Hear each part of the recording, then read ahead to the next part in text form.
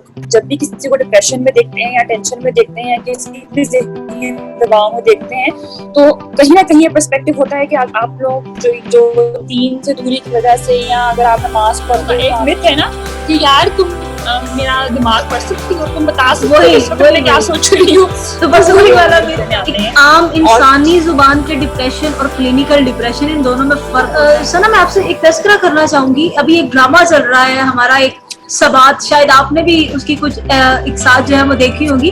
उसमें वो एक बड़ा तरह से दी जाए कि एक इंसान जिसकी नफ्सियाती स्टेट ये थी हुआ तो ठीक है।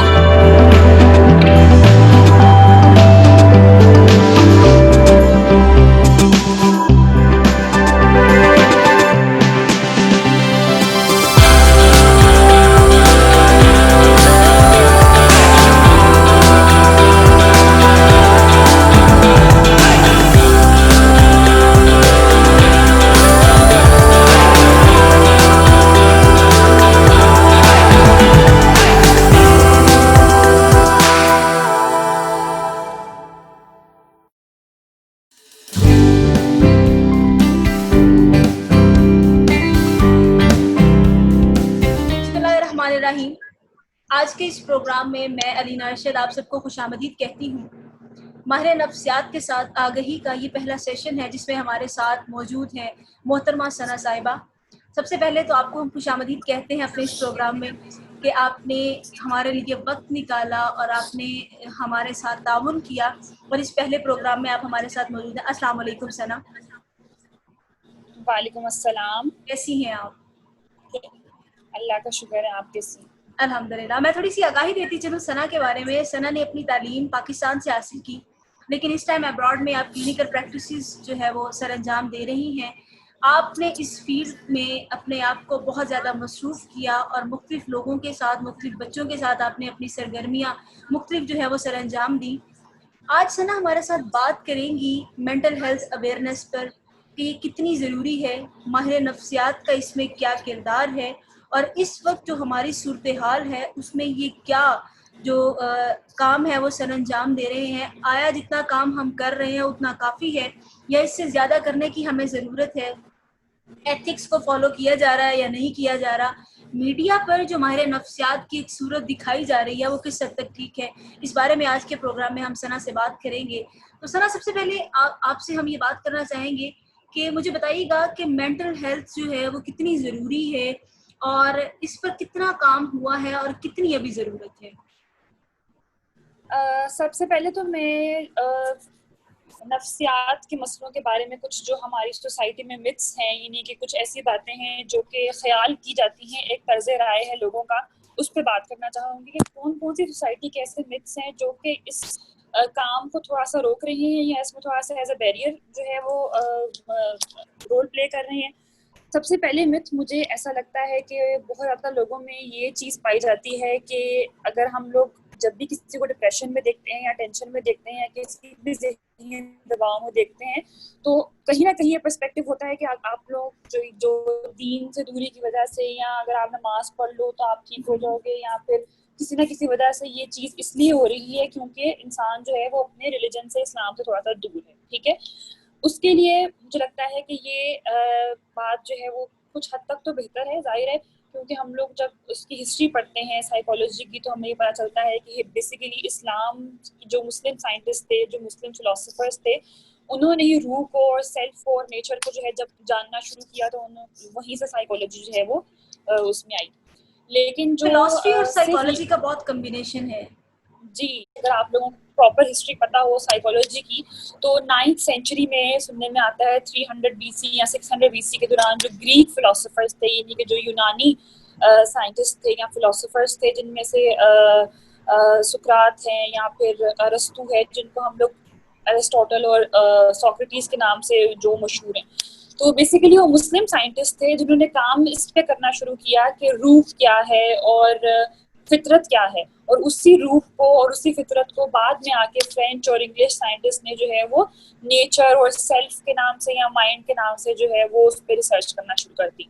सो बेसिकली इस्लाम और साइकोलॉजी जो है वो बिल्कुल एक ही चीज़ है, अगर उसको देखा जाए तो वो एक ही चीज़ के, इस तरह से डिफरेंट थोड़े से उसको एक्सपैंड कर दिया जाता है और डिफरेंट उसमें राय आ जाती है, तो बेसिकली वही है। क्योंकि हम लोग जहाँ पर देखते हैं कि हम सबसे पहले जब हदीसें जो पढ़ाई जाती हैं हमें, वो सबसे पहली हदीस यही होती है कि जो अमाल है उनका दारोमदार नियतों पर है, इन्हीं के इंटेंशंस पर है। कि आपकी जो इंटेंशंस हैं आपकी, वो क्या है कि जो आप काम करने से पहले जो आप राय रखते हो, जो सोच रखते हो, उस पर डिपेंड करता है कि आपका काम जो है वो जो भी उसको हम लोग उस इंटेंशन पे हम लोग डिस्क्राइब करते हैं। सो बेसिकली इंटेंशंस हमारे लिए क्या है, नियत है। और आपको पता है कि साइकोलॉजिस्ट भी कहते हैं कि आपकी इंटेंशंस जो हैं वो बेसिकली क्या है, आपके बिलीव्स पे बनती है, और आपके बिलीव्स बेसिकली क्या है, जो आपके थॉट्स हैं और जो आपके एटीट्यूड्स हैं और जो आपके परसेप्शंस हैं। तो बेसिकली अगर आपकी इंटेंशंस या आपकी बिलीव्स जो हैं वो थोड़े से डिस्टॉर्टेड हैं, तो मतलब आप में कॉग्निटिव डिस्टॉर्शंस पाए जा रहे हैं। तो काफी हद तक आपको समझ में आता है कि सिमिलैरिटी है, और काफी हद तक आपको समझ में आता है कि चीजें कहाँ से बननी है, बेसिकली मुस्लिम साइंटिस्ट और मुस्लिम फिलोसफर से। ठीक है।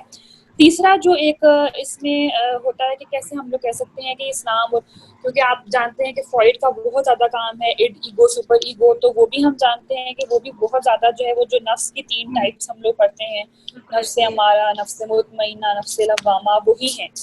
तो उन्हीं चीज़ों को नाम मुख्तलिफ करके दे दिया गया है। तो अगर कोई साइकोलॉजिस्ट के पास जा रहा है तो उसका मतलब ये नहीं है कि खुदा न खास्ता उसके अल्लाह पर से यकीन खत्म हो गया है, या उसको ये लगता है कि अब अल्लाह ताला मेरा कोई काम नहीं कर सकता, या नमाजें मुझे हील नहीं कर सकती, तो अब मुझे किसी थेरेपिस्ट या साइकोलॉजिस्ट की जरूरत है। ऐसा नहीं है। बेसिकली साइकोलॉजी और इस्लाम एक ही चीज़ है, और अगर आपको कोई थेरेपिस्ट हील कर रहा है, इसका मतलब ये है कि वो आपकी रूह को हील कर रहा है, आपकी सोल को हील कर रहा है, और आप इनडायरेक्टली जा तो स्पिरिचुअलिटी की तरफ ही रहे। ठीक है। अच्छा सना, एक सॉरी आपको इंटरप्ट कर रही हूँ, एक यहाँ पर एक चीज बड़ी देखने को आई है, पाकिस्तान में भी और शायद बाहर के ममालिक में भी ऐसा हो। कहा जाता है कि माहिर नफ्सियात के पास जाकर उनके साथ भी तो बातें ही करनी है, तो क्यों ना घर के बड़ों के साथ बातें कर ली जाए। और घर के बहुत से बड़े जो है वो इस चीज में शामिल हो जाते हैं कि अच्छा किसी बच्चे को ये मसला चल रहा है तो आओ उसको पकड़ के बैठो और उससे पूछना शुरू कर दो। हालांकि वो बच्चा अपनी जो बातें हैं वो अपने घर वालों के साथ शेयर नहीं कर पाता। तो इस बारे में भी जरूर आगाह कीजिएगा, आपकी क्या राय है, ये बात किस हद तक दुरुस्त है, और घर वालों को यहाँ पर क्या जो है वो लाहे अमल इख्तियार करना चाहिए। घर वालों का बहुत ज़्यादा इंपॉर्टेंट रोल तो है। ये तो हमें पता है कि जो भी मसले शुरू होते हैं वो शुरू ही तब से होते हैं जब आपको सोशल सपोर्ट नहीं मिलती किसी चीज़ में। ठीक है, social support is very important.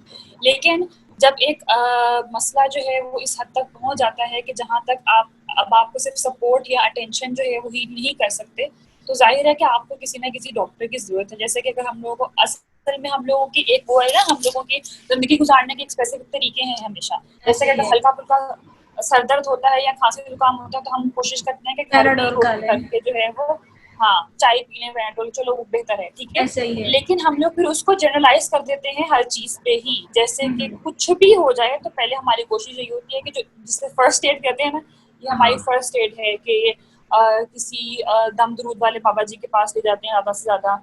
और अगर कोई आपको, मुझे ये बात बहुत पता नहीं क्यों ट्रिगर करती है कि आप लोगों के लिए ये बात एक्सेप्ट करना बहुत आसान है कि बच्चे पे जिन्नात आ गए हैं, या बच्चे पे जिन्न साया हो गया है, या जादू हो गया है, या जो कुछ भी। लेकिन ये बात एक्सेप्ट करना बहुत मुश्किल है कि इसको कोई नफ्सियाती मसला हो गया। क्यों ऐसा, मुझे नहीं समझ में आता। कि हालांकि अगर देखा जाए तो खतरनाक चीज तो ये है कि किसी पे जिन्नात या जादू हो जाए तो वो ज्यादा खतरनाक है, लेकिन एक्सेप्ट करना वो इजी है। क्योंकि मुझे ऐसा लगता है कि अगर आप लोग इन सब मसलों की तरफ जाते हैं ना, कि अगर फॉर एग्जांपल किसी को बड़ी से बड़ी बीमारी, फिजिकल क्या है, कैंसर है, डायबिटीज है, तो वो सामने क्या आएगा, आप डॉक्टर के पास जाएंगे तो सामने ये आएगा ना कि ज्यादा जो है वो इसने स्मोकिंग कर ली चलो, या फिर ऑयली चीजें खा ली चलो, जंक खा लिया, तो उससे भी आपका लाइफस्टाइल सामने आता है कि मतलब होटलिंग अच्छी करते हैं ये लोग। बिल्कुल ठीक है। और लेकिन अगर आप लोग जो है वो किसी डॉक्टर के पास जाके आपको ये कहना पड़ेगा कि डिप्रेशन हो गया, तो फिर तो आपको सारी कहानी सुनानी पड़ेगी ना कि क्यों हुआ, कैसे हुआ। तो लोग नहीं चाहते कि हमारे घर की कोई भी बात जो है वो सामने आए किसी की।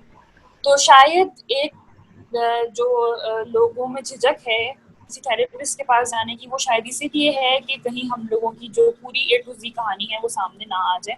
और वो जैसे आपने कहा कि बच्चे माँ बाप से शेयर नहीं करते बातें, वो इसीलिए है क्योंकि ये हम लोगों की जिंदगी गुजारने का तरीका है कि हम लोग कभी पूछते ही नहीं है। जब छोटे सी एज में ये नहीं सिखाया जाता कि कम्युनिकेशन जो है वो एक बहुत जरूरी चीज़ है, और अपनी बातों को एक्सप्रेस करना या इजहार करना अपने गुस्से का या अपनी खुशी का या अपनी उदासी का, हम लोग रोक देते हैं। लड़कों को भी और लड़कियों को भी। लड़कियों को गुस्सा आए तो हम कहते हैं कि तुम गुस्सा आ रहा है तुम्हें, मतलब तो लड़कियां नहीं लड़की करती हो, इतना गुस्सा। लड़कियां गुस्सा नहीं करती, हाँ, बिल्कुल ऐसा ही है। हमारी लड़कियां नहीं सोसाइटी गुस्सा का नहीं। एक हिस्सा और बन चुका है कि हम लड़कियों को मतलब हो सकता है ये ऐसा दिखने में आया हो, लेकिन ये है कि हम लड़कियों को ज्यादा वो करते हैं कि नहीं आप तो लड़की हैं, आपको ऐसा नहीं करना, आपको ऐसे उठना है, आपको ऐसे बैठना है, आपको ऐसे चलना है, आपको इस तरह बात करनी है। तो आपको नहीं लगता कि इन सब बातों की वजह से भी साइकोलॉजिकल जो मसाइल हैं वो उनका जो है वो इजाफा होता है? हाँ, जाहिर है ये एक बहुत बड़ी चीज है, और अगर आप इस चीज पे बोलना शुरू हो जाते हैं तो फिर बहुत अजीब अजीब सी कंट्रोवर्सीज पैदा हो जाती हैं, जाहिर है। लेकिन मैं ये बात मैं हमेशा सोचती हूँ कि ये जो डिस्क्रिमिनेशन है ये किस हद तक सोसाइटी में रोल प्ले कर रही है, मतलब एक नेगेटिव इन्वायरमेंट कैसे। तो वो मुझे अक्सर ये सोचती हूँ मैं कि हम लोगों की जो मीडिया है, या जो कुछ मीडिया से मेरा मुराद है कि कुछ भी, यानी कि न्यूज़ चैनल, ड्रामाज, सब कुछ। अब अगर फॉर एग्जाम्पल एक न्यूज़ चलती है टीवी पे जो हम लोग सुनते रहते हैं कि एक 6 साल की या 7 साल की बच्ची जो है वो घर से निकली और वो दुकान पर गई और दुकानदार ने जो है वो उसको जाति का निशाना बनाया, ये न्यूज़ हमें सुनने को मिलती है, ठीक है। अब इस न्यूज़ को सुनने के बाद लड़कियों के माँ बाप यही सोचते हैं कि बच्चियों को घर से नहीं निकालना, क्योंकि हमें ये बताया गया कि घर से वो निकली और उसके साथ ये फिर हुआ, हाँ, ठीक है। बिल्कुल ऐसे ही है। अगर न्यूज इस तरह से दी जाए कि एक आदमी जो है वो 35-40 साल का जो कि दुकान चलाता था, उसके घर के माहौल इस किस्म का था कि बचपन से ही जो है वो उसका बाप उसको मारता पीटता था, या उसकी माँ उसको मारती पीटती थी, या उसको सजाएं इस किस्म की दी जाती थी कि उसका खाना पीना बंद कर दिया जाता था छोटी छोटी बातों पे, या उसके कमरे में बंद कर दिया जाता था, या फिर उसका बाप उसको छोड़ के चला गया था, या माँ उसको छोड़ के चली गई थी, या फिर जब बच्चा जो है वो आहिस्ता आहिस्ता जब उसने होश संभाल ली और उसको ये पता चला कि बाप जो है वो माँ को मारता था, तो उसको उसको थोड़ा सा ये समझ में आया कि हाँ ये नहीं कि एक्सेप्टेबल है। और उसको समझ में आया कि जो बाप जो है वो कॉन्टिन्यूसली अगर ये बोलता है कि तुम औरत हो और यहाँ पे तुम कुछ नहीं कर सकती, मैं शोहर हूँ और मैं तुम्हारा सरबराह हूँ, इस किस्म की बातें उसके दिमाग में पड़ती रही। और उसके बाद उसकी अपनी बहनों के साथ या उसकी घर की जो भी औरतें थी, माँ या जो भी, उनके से ये रवैया था कि वो कहता था कि जो कुछ भी मैं जो चाहिए वो मुझे बताओ, मैं तुम लोगों को लाके दूंगा, तुम लोगों ने घर से बाहर नहीं आना क्योंकि माहौल बहुत खराब है। और जो औरतें थी वो बेचारी ये समझती थी कि क्योंकि इसको हमारा बहुत ख्याल है, इसको हमारी इज्जत का बहुत ख्याल है और ये हमसे बहुत प्यार करता है, इसलिए हम लोगों को कहता है कि घर से बाहर ना निकलो, ठीक है। सो ऐसा इंसान जो है वो आहिस्ता आहिस्ता, जिसको मोहल्ले में ये मशहूर है कि वो गुस्से का बहुत तेज है, और उसकी बीवी कहती है कि वैसे तो वो मेरी हर ख्वाहिश पूरी करता है लेकिन गुस्से का जरा तेज है, ठीक है। और गुस्से का तेज होने का मतलब क्या है कि घर में अगर खाना उसकी मर्जी का नहीं पकता तो वो उठा के प्लेट फेंक देता है, और अगर घर में सफाई नहीं हुई होती तो वो लड़ता है, बच्चों को मारता है। तो इस तरह तो फिर नॉर्मली मर्द होते ही हैं। उस मर्द ने ये किया कि उसकी दुकान पे कोई बच्ची आई जिसको उसने जाति का निशाना बनाया।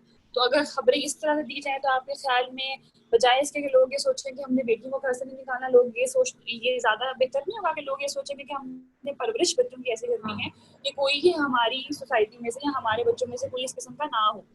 ऐसा ही है। और अच्छा, यहाँ पर ये भी क्यों तो आ जाता है कि तरबियत के भी कुछ ऐसे अनासिर होते हैं जो इस चीज़ पर बहुत ज़्यादा इफेक्ट करते हैं। फिर आपने अभी बात की मीडिया के रोल की, तो सना मैं आपसे एक तस्करा करना चाहूँगी। अभी एक ड्रामा चल रहा है हमारा, एक सबात, शायद आपने भी उसकी कुछ एक साथ जो है वो देखी होगी।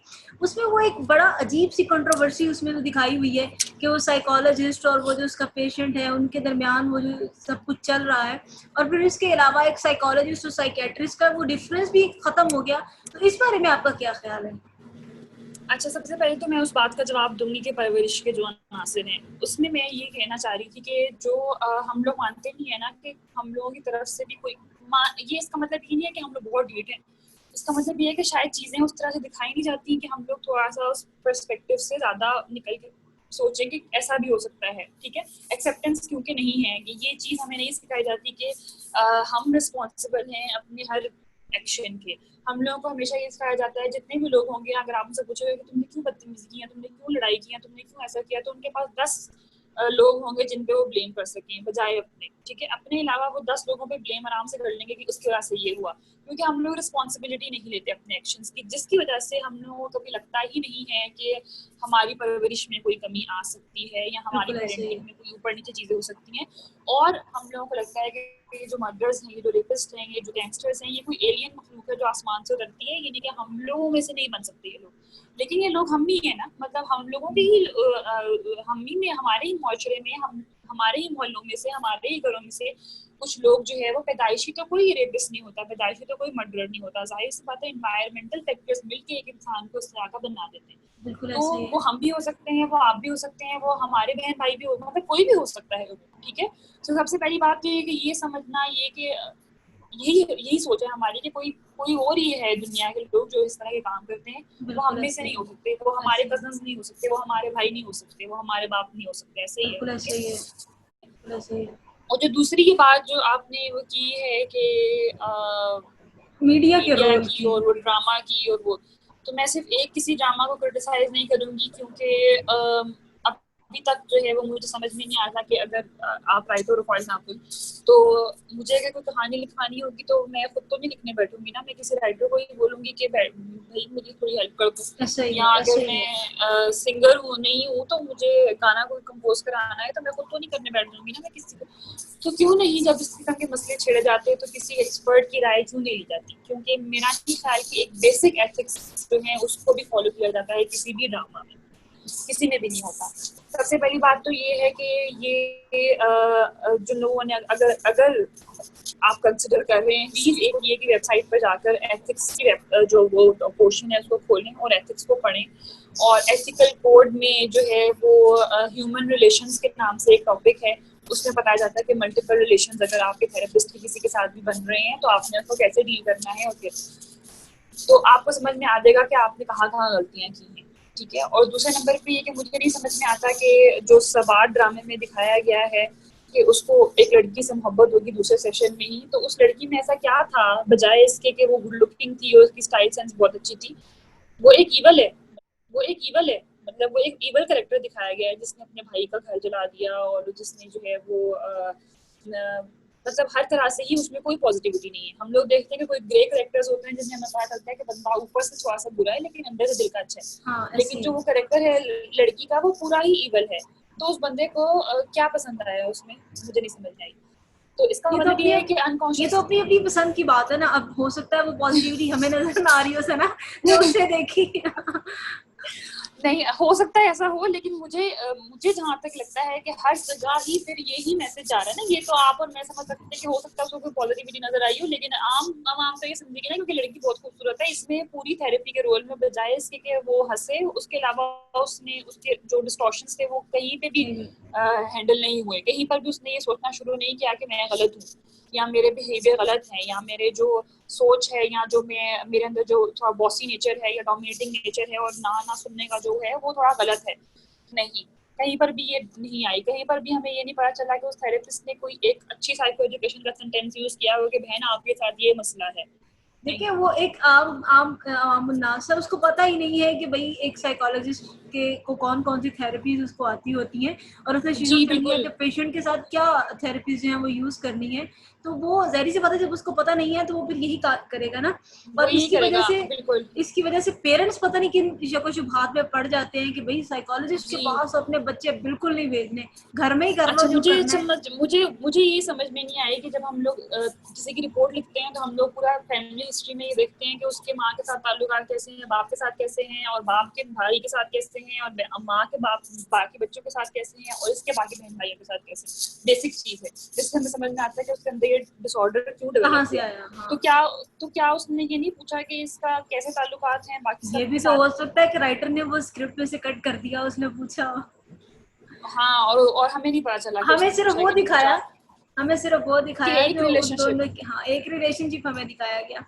खैर उसके अलावा मुझे सिर्फ ये इशू नहीं है कि सबात, मुझे हर ड्रामे से इशू है कि ये दिल मेरा जो बहुत हिट हुआ उसमें भी थेरेपिस्ट का एक रोल था, और वो जो हमारी बाजी हैं उनको ख्वाब आते थे रोने से किस्म के, और वो बहुत बुरी हालत में हो जाती थी और वो थेरेपिस्ट के पास आती थी। क्या थेरेपिस्ट को हिप्नोसिस में या थेरेपिस्ट को ड्रीम एनालिसिस में से यही पता चला कि इसके बचपन में कुछ हुआ है? मतलब वो किस किस्म का पर्ची थेरेपिस्ट था कि जो निकाल नहीं सका कि उसके बचपन में क्या हुआ? मतलब इवन क्या इंट्रोस्पेक्शन भी नहीं कर सकता था वो? नहीं। उसके अलावा जो है उस थेरेपिस्ट ने सिर्फ यही बोला कि भाई इसका अब्बा जो है वो झूठ बोल रहा है और इसके बचपन में कुछ हुआ है, बस। ये नहीं कि जो हम लोगों का एक मिथ है ना कि यार तुम मेरा दिमाग पढ़ सकती हो, तुम बता सकती हो वही कि इस वक्त वही मैं क्या वही सोच रही हूँ।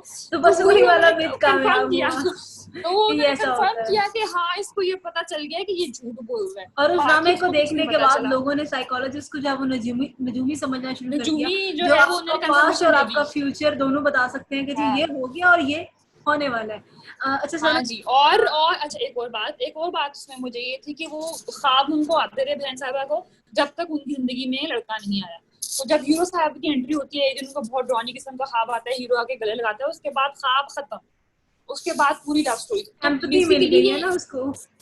हाँ, तो यही मैसेज है ना कि थेरेपिस्ट जाए भाड़ में, या जो भी दुनिया का डॉक्टर है वो भाड़ में जाए। आपकी जिंदगी में एक लड़का, लड़की की जिंदगी में लड़का और लड़के की जिंदगी में लड़की होना ही बस सारा कुछ है। हाँ बस ये। उसके और अलावा आपने दुनिया जाए मोस्टली भाड़ में। मोस्टली देखा होगा, किसी को ऐसा कोई मसला आ रहा हो ना तो वो घर के बड़े कहते हैं जी इसकी शादी कर दो, शादी करा दो, शादी हाँ कर जी बिल्कुल। देखिए वो वाला सीन हुआ है यहाँ पर कि इसकी शादी कर दो सब कुछ ठीक हो जाएगा। मैं एक और बात मीडिया के हवाले से करना चाहूंगी कि क्यों आखिर जो है वो हर ड्रामा में जो इंसान बुरा करता है उसको एंड पे पागल क्यों कर देते हैं? ट्रू पॉइंट, पागल क्यों कर क्यों देते हैं। करते हैं?